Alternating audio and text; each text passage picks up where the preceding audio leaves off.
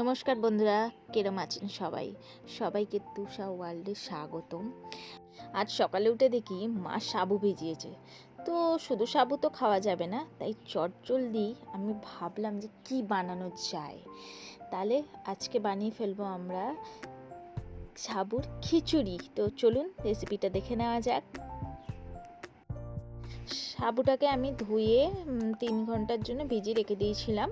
তো দেখুন অনেকটাই নরম হয়ে গেছে। তো যতক্ষণ আমরা আলু ভাজবো ততক্ষণ এটা আরও নরম হয়ে যাবে। তো চলুন প্রথমে একটা কড়াইয়ে তেল নিয়ে নিচ্ছি, সাদা তেল।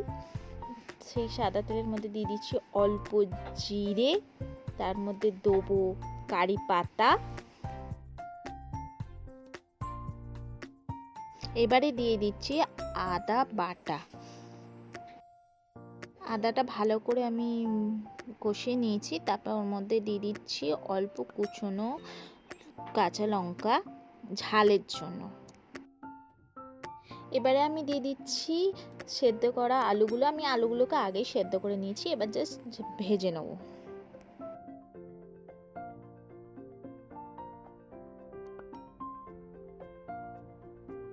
আলুটা ভাজা হয়ে গেছে, এবার আমি ভিজিয়ে রাখা সাবুগুলো দিয়ে দেবো।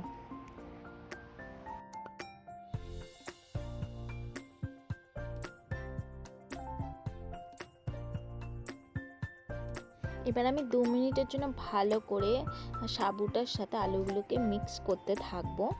এটার রঙটা টোটালি আলাদা হয়ে যাবে আস্তে আস্তে।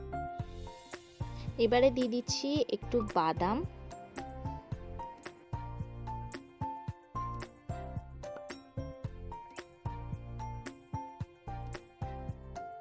দিয়ে দেবো গোলমরিচ গুঁড়ো। এটা অপশনাল, আপনারা দিতেও পারেন নাও দিতে পারেন, কিন্তু এটা দিলে একটু টেস্টটা বেশি হয়। আমি বললাম না, দেখুন কালারটা টোটালি চেঞ্জ হয়ে গেছে। তো আমার সাবুদানা খিচুড়ি রেডি। এবার চলুন সার্ভ করা যাক। কি তাহলে 10 মিনিটের মধ্যে তৈরি হয়ে গেল না ব্রেকফাস্ট চটজলদি। তো এইভাবেই বানিয়ে ফেলুন আপনারা সাবুদানার খিচুড়ি। তো রেসিপিটা কিরম লাগলো প্লিজ জানাবেন আমাকে। আজ আসছি, পরে দেখা হবে আবার কোনো একদিন।